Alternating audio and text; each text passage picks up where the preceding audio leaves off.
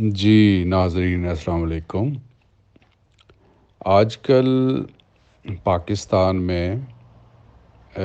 بھاشا ڈیم اور توانائی کے مختلف منصوبوں کے حوالے سے بات کی جا رہی ہے۔ تو بھاشا ڈیم کا سنگ بنیاد تو پہلے بھی کئی مرتبہ رکھا جا چکا، لیکن اس دفعہ باقاعدہ اس کی تعمیر کے آغاز کا اعلان کیا گیا ہے۔ تو ہم نے سوچا کہ اس بارے میں تھوڑی بات کر لی جائے اور مختصراً آپ کو اس ڈیم کے خد و خال اور اس کے محل وقوع کے ساتھ ساتھ اس کی افادیت کے ساتھ ساتھ جو ممکنہ نقصانات بھی ہو سکتے ہیں ان سے تھوڑا بہت روشناس کروایا جائے۔ تو سب سے پہلے بات کرتے ہیں بھاشا ڈیم کے محل وقوع کے بارے میں، جس کو حرف عام میں دیامیر بھاشا ڈیم کہا جاتا ہے۔ یہ گلگت بلتستان جو پاکستان کا ناردرن ایریا ہے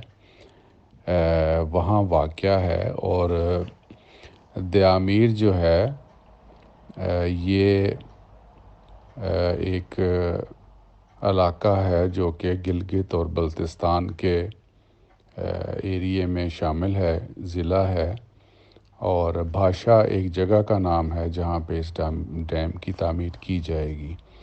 اس مماثلت کے حوالے سے اسے دیامیر بھاشا ڈیم کہا جاتا ہے، اور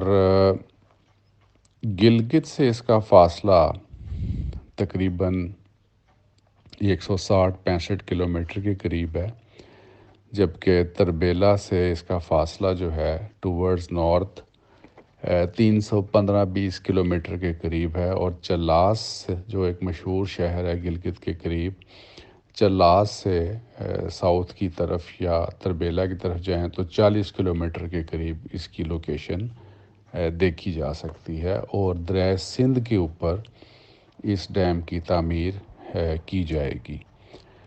دریائے سندھ پاکستان کا سب سے بڑا دریا ہے، اور دریائے سندھ کے اوپر آلریڈی تربیلا ڈیم موجود ہے، اور گلگت اور تربیلا ڈیم کے تقریباً درمیان، جیسے کہ میں نے فاصلہ بیان کیا ہے، درمیان ایگزیکٹ تو نہیں بنتا، لیکن اسی سے لوکیشن کے اوپر دیامیر بھاشا ڈیم تعمیر کیا جائے گا۔ دیامیر بھاشا ڈیم کے جو ممکنہ تخمینہ ہے وہ تقریباً 12 ارب ڈالر کے قریب ہے جو اس کی لاگت آئے گی، اور اتنی لاگت کے ساتھ یہاں پہ جو پانی کا ذخیرہ ہے وہ تقریباً 8 ملین ایکڑ فٹ کے قریب پانی جو ہے یہاں پہ اس کو ذخیرہ کیا جا سکے گا یا سٹور کیا جا سکے گا، اور اتنے وسیع ذخیرے کے بعد جو پاور ہاؤسز بنیں گے، جو ٹنلز بنے گی جہاں سے اس پانی کا اخراج ہوگا، وہاں سے تقریباً 4800-4800 میگا واٹ کے قریب بجلی جو ہے اس کی پیداوار متوقع ہے، اور جیسا کہ پہلے بتایا کہ 12 ارب ڈالر کے قریب تخمینہ ہے، اور 4800 میگا واٹ کی بجلی کی پروڈکشن کے بعد تخمینہ ہے کہ تقریباً سالانہ 2.1 اور 2 بلین ڈالرز کی بجلی وہاں سے پروڈیوس کی جا سکے گی، اور پانی کی مد میں جو جی ڈی پی میں اضافہ ہوگا زرعی ترقی کے حوالے سے، وہ اس کا بھی اندازہ تقریباً 6 سے 8% annual G D P growth میں اضافہ ہو سکتا ہے، اور اس حوالے سے اس ڈیم کی جو لاگت ہے وہ 5 سے 6 سال میں اس کی لاگت کی ریکوری جو ہے وہ ممکن ہے۔ اس حوالے سے یہ ایک فائدہ مند اور پاکستان اور قوم کے لیے، ملک کے لیے انتہائی مفید پروجیکٹ ثابت ہو سکتا ہے۔ کسی بھی ملک کی ترقی کے لیے ظاہر ہے انرجی جو کہ بیسک چیز ہے، اس کا حصول جو ہے وہ اس کو ممکن بنانے کے لیے اس قسم کے اقدامات اور اس قسم کے پروجیکٹس کی بڑی امپورٹنس ہوا کرتی ہے، اور پاکستان میں گزشتہ کئی دہائیوں سے بجلی کا اور انرجی کا چونکہ ایک کرائسس موجود ہے، لہذا ایسے حالات میں پاور جنریشن جو ہے، ہائیڈل پاور جنریشن، وہ بہت ہی آئیڈیل فارم آف انرجی ثابت ہو سکتی ہے۔ اور اس کے لیے پاکستان میں چونکہ بے شمار ذرائع موجود ہیں، محل وقوع کے حوالے سے، جغرافی کے حوالے سے اور پانی کے حوالے سے، اور صرف جو ضرورت تھی وہ یہ تھی کہ ان کو کس حوالے سے اور کس طریقے سے بروئے کار لایا جا سکے تاکہ ان سے مناسب انرجی جو ہے مناسب ٹائم پہ حاصل کی جا سکے۔ پاکستان میں اس وقت بجلی کی کمی کو پورا کرنے کے لیے امپورٹڈ فرنس آئل اور کول پروجیکٹس پہ کام کیا جا رہا ہے، جس کے نتیجے میں ایک تو مہنگی بجلی اور دوسرا ماحولیاتی آلودگی کا بہت زیادہ اضافہ ہو چکا ہے، اور بجلی بھی بہت مہنگی ہے۔ اس کے مقابلے میں ہائیڈل پاور جو ہے، پن بجلی جو ہے وہ سستی، اور ماحولیاتی آلودگی کے حوالے سے یہاں پہ کوئی ایسا خطرہ موجود نہیں ہے۔ اس حوالے سے یہ منصوبہ جو ہے وہ پاکستان کے لیے بہت ہی مفید ثابت ہو سکتا ہے۔ دیامیر بھاشا ڈیم کا ایک اور فائدہ یہ بھی ہے کہ اس کی تعمیر سے تربیلا، جو کہ یہاں سے 315-20 کلومیٹر کے فاصلے پہ ہے، اس کی عمر میں، اس کی ایج میں مزید 40 سے 50 سال تک کا اضافہ ہو جائے گا۔ اچھا، اب یہاں اضافے سے مراد یہ ہے کہ جو سیلٹیشن ہو جاتی ہے ڈیمز میں، جو دریا پہاڑوں سے مٹی بہا کے ڈیمز میں لے جاتے ہیں، اور وہاں جا کے چونکہ وہ ریزروائر ہوتا ہے اور وہ ساری مٹی وہاں پہ سلٹ اپ ہو جاتی ہے، ڈپازٹ ہو جاتی ہے، جس کے نتیجے میں پانی کے ذخیرے کی عمر دن بدن کم ہوتی جاتی ہے۔ تو دیامیر بھاشا ڈیم کا ایک فائدہ یہ بھی ہے کہ تربیلا ڈیم میں سلٹیشن جو ہے اس کی رفتار بہت کم ہو جائے گی، جس کے نتیجے میں اس کی عمر جو ہے وہ مزید بڑھ سکتی ہے۔ اور دیامیر بھاشا ڈیم کی تعمیر کے بعد دیامیر بھاشا سے آگے جو علاقے ہیں، داسو ہے، پٹن ہے، تھاکوٹ میں بھی بجلی کے منصوبے لگانے کا حکومتی منصوبہ موجود ہے، اور ایسی صورت میں اس علاقے سے تقریباً 10,000 میگا واٹ کے قریب بجلی جو ہے وہ حاصل کی جا سکتی ہے۔ ویسے تو دریائے سندھ جن دوستوں نے، جن لوگوں نے اس کا دورہ کیا ہے، اس علاقے کی سیر کی ہے، وہ بخوبی جانتے ہیں کہ اس دریا پر بے شمار ایسے پوائنٹ ہیں جہاں پہ بے تحاشا پوٹینشل موجود ہے کہ جہاں سے پن بجلی جو ہے وہ بآسانی پیدا کی جا سکتی ہے، اور اگر اس سارے خطے کے ان تمام وسائل کو طریقے سے استعمال کیا جاتا یا کیا جائے تو پاکستان کی بجلی کی تمام تر ضروریات جو ہیں وہ اسی علاقے سے پوری کی جا سکتی ہیں۔ تو یہ تو ایک بات تھی ضمناً دیامیر بھاشا ڈیم کی کہ اس کا محل وقوع کیا ہے اور اس کا فائدہ کیا ہو سکتا ہے۔ اس ڈیم میں ایک اور بڑی امپورٹنٹ بات یہ ہے کہ یہ ڈیم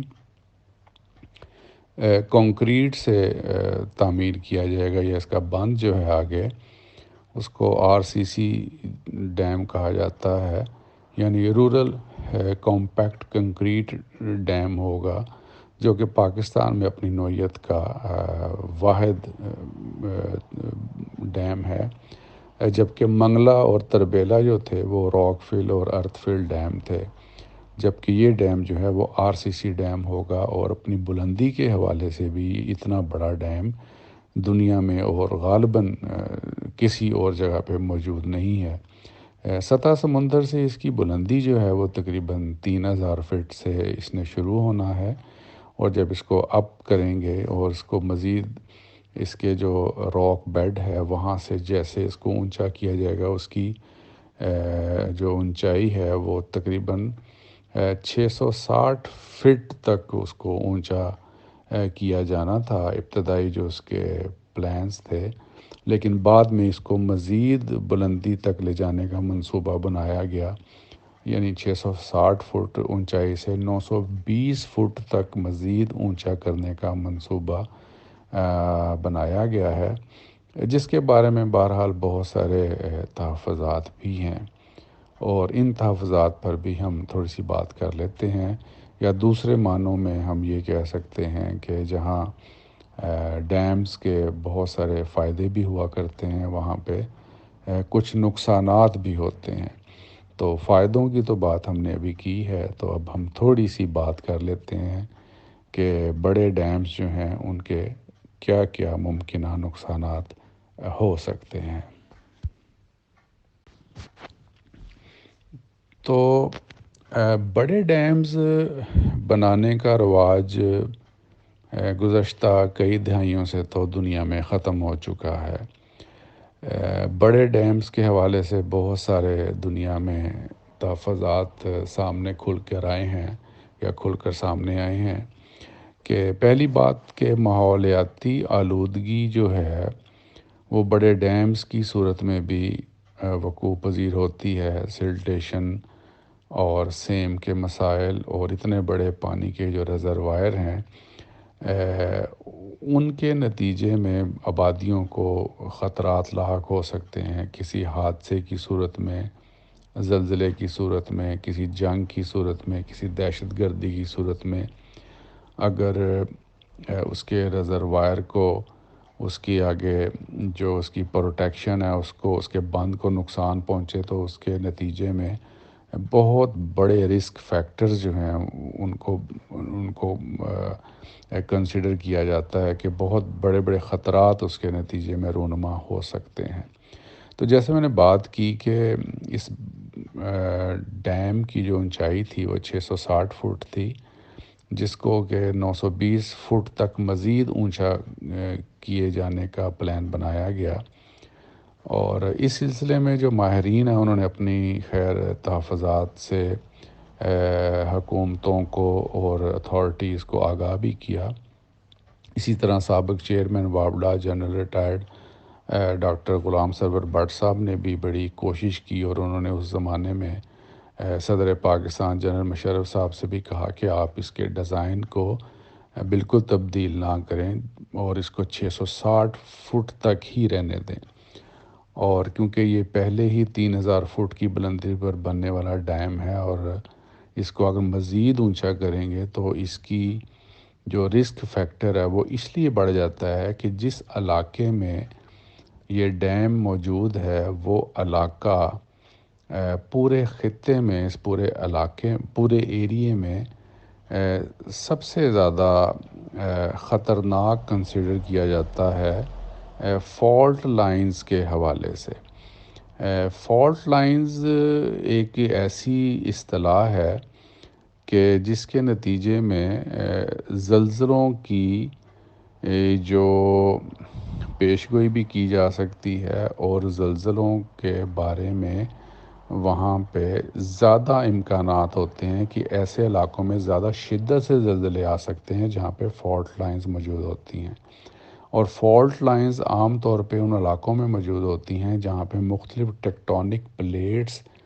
آپس میں ملتی ہیں، اور اس علاقے میں جہاں پہ دنیا کا ایک بہت بڑا پہاڑی سلسلہ قائم دائم ہے جسے ہم کراکرم کے نام سے جانتے ہیں، اور اسی علاقے میں ایک پوائنٹ ہے جسے ہم پامیر ناٹ کہتے ہیں، اور پامیر ناٹ ایک ایسا خطہ ہے، ایسی جگہ، خطہ نہیں کہنا چاہیے بلکہ ایک ایسا پوائنٹ ہے جہاں پہ دنیا کے 3 بڑے پہاڑی سلسلے آپس میں ملتے ہیں، جن میں سے ایک تو کراکرم ہے، ہمالیاز ہے، اور کوہ ہندو کش کے سلسلے یہاں سے نکلتے ہیں، اور اس پوائنٹ کو پامیر ناٹ کہا جاتا ہے۔ اور یہ علاقہ جو ہے ٹریمرز کے حوالے سے، زلزلوں کے حوالے سے، یہاں یہ علاقہ بہت متحرک ہے۔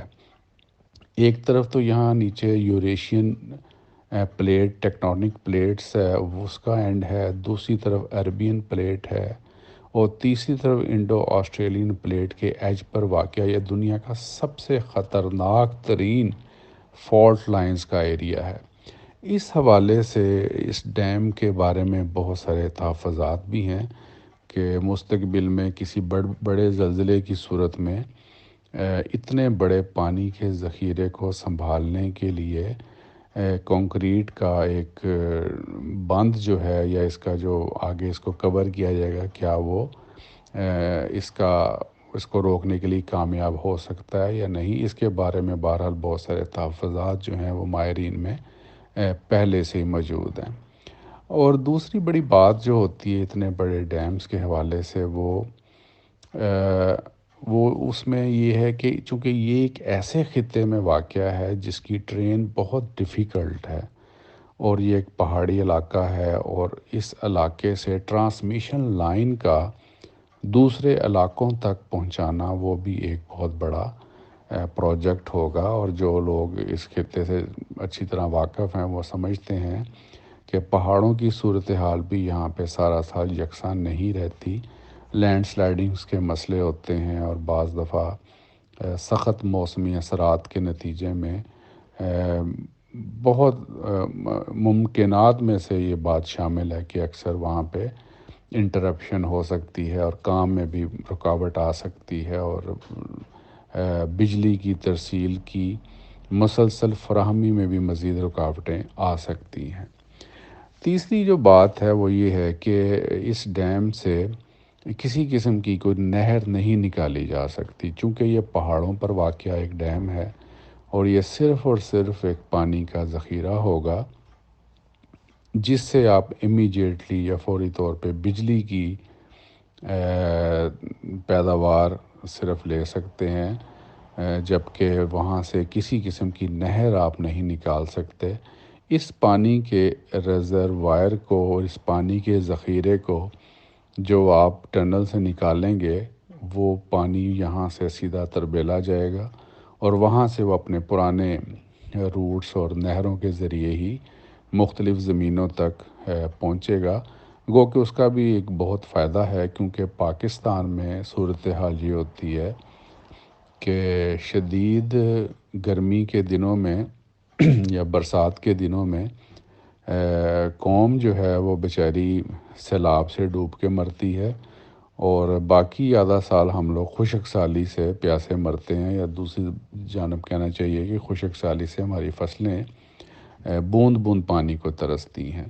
تو ایک لحاظ سے تو یہ پانی ریزروائر ہی ہے، اور یہ پانی یہاں سے تربیلا جائے گا، اور وہاں سے آگے مزید اس کی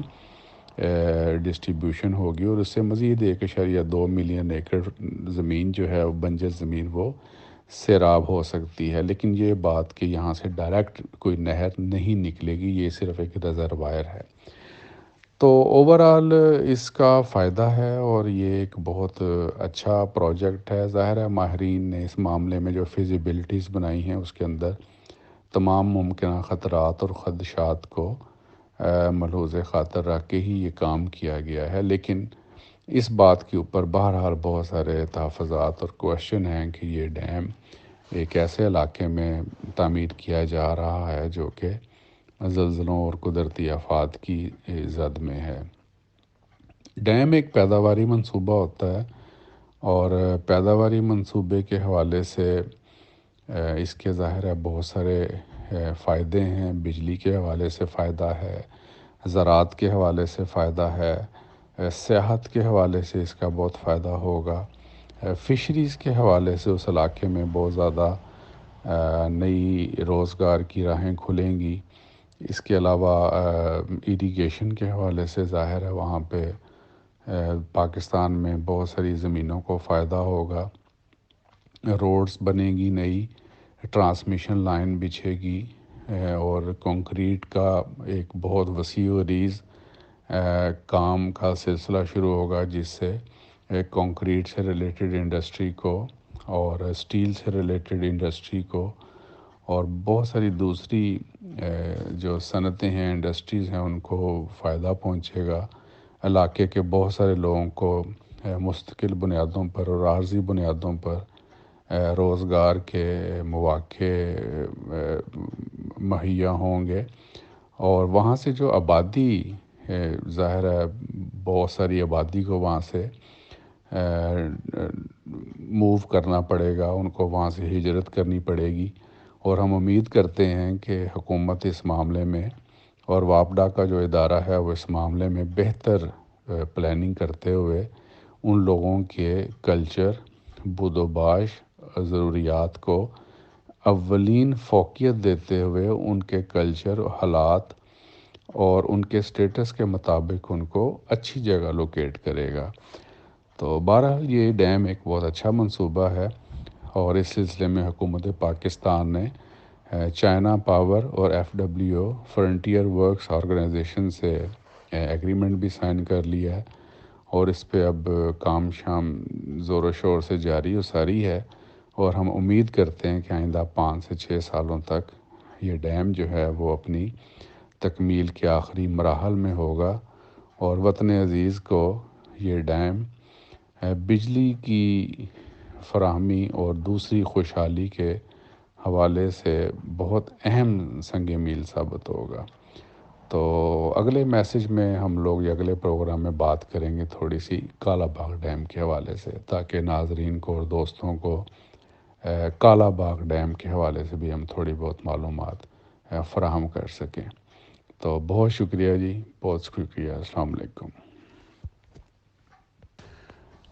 تو جیسا کہ میں نے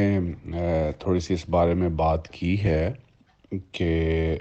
بڑے ڈیمز کے بہت سارے خطرات بھی ہوتے ہیں، اور یہ ڈیم بھی چونکہ ایک ایسے خطے میں، ایسے علاقے میں تعمیر کیا جا رہا ہے جو کہ فالٹ لائنز کا ایک جنکشن ہے، اور اس حوالے سے مستقبل میں زلزلوں کی صورت میں کافی سنگین خطرات لاحق ہو سکتے ہیں۔ اور جس طرح اس کے کنکریٹ کا ایک اس کے آگے بند بنایا جائے گا RCC کا، کسی ممکنہ زلزلے کی صورت میں، جیسا کہ آپ کو یاد ہے کہ 2005 میں آزاد کشمیر، اکتوبر 2005 میں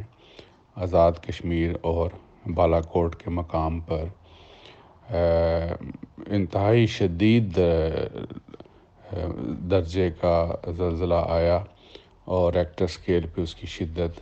7.8 سے لے کے 8.12 تک تھی،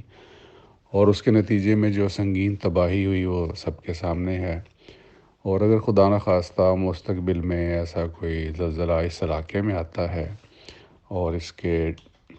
کنکریٹ کے آگے بند میں اور اس کی جو رکاوٹ ہے اس میں کوئی دراڑ پڑتی ہے یا کوئی اس قسم کا خطرہ لاحق ہوتا ہے، تو اس پانی کے ذخیرے کو، جس کا کہ دباؤ اس بند کے اوپر تقریباً 7 ارب ٹن تک اس کا دباؤ پانی کا پڑے گا، اور اس خطرے کے نتیجے میں جو بہاؤ وہاں سے ہو سکتا ہے اس کو روکنا ناممکن ہے، اور ماہرین کے مطابق اس قسم کے کسی حادثے کی صورت میں، اللہ نہ کرے ایسا کبھی ہو، لیکن چونکہ یہ ایک سائنٹیفک سٹڈی ہے اور ہر طرح کے ممکنہ خطرات کو بھی ملحوظ خاطر رکھا جاتا ہے، اور ایسی کسی صورت میں پاکستان میں سکھر تک ہر چیز تقریباً ڈوب سکتی ہے، اور یہ ایک انتہائی سنگین اس کی بڑے ڈیم کے خطرات میں سے ایک خطرہ ہوتا ہے، ایک سنگین خطرہ ہوتا ہے۔ اور کچھ عرصہ پہلے لداخ سیکٹر میں آپ کو یاد ہوگا کہ انڈیا اور چائنا کی بھی آپس میں جھڑپیں ہوئی ہیں، اور ہندوستان بھی اس علاقے میں اپنی بالادستی قائم کرنا چاہتا ہے، اور اس علاقے کو ڈسپیوٹڈ ٹیریٹری بھی قرار دیا جاتا ہے، اور اس کو کشمیر کا حصہ قرار دے کے، اور بھارت اس پہ اپنا کلیم جو ہے وہ بھی اس کا دعویٰ کرتا رہتا ہے۔ تو یہ سارے ایسے ممکنہ خطرات اور ڈس ایڈوانٹیجز بھی ہو سکتے ہیں، اور چیلنجز کی صورت میں یہ سب چیزیں سامنے آ سکتی ہیں۔ جب کبھی کسی چیز کی اسٹڈی کی جاتی ہے تو اس کے تمام اس کے فائدے اور نقصانات کو بھی کاؤنٹ کیا جاتا ہے، تو اس لیے یہ بھی ایک پوائنٹ اس کے ڈس ایڈوانٹیجز میں کاؤنٹ کیا جاتا ہے کہ اس ڈیم میں کسی قسم کے خطرے اور اس کی کسی قسم کی ایرپشن اور کسی قسم کے ممکنہ حادثے کی صورت میں کیا سنگین قسم کے آگے سے اثرات رونما ہو سکتے ہیں۔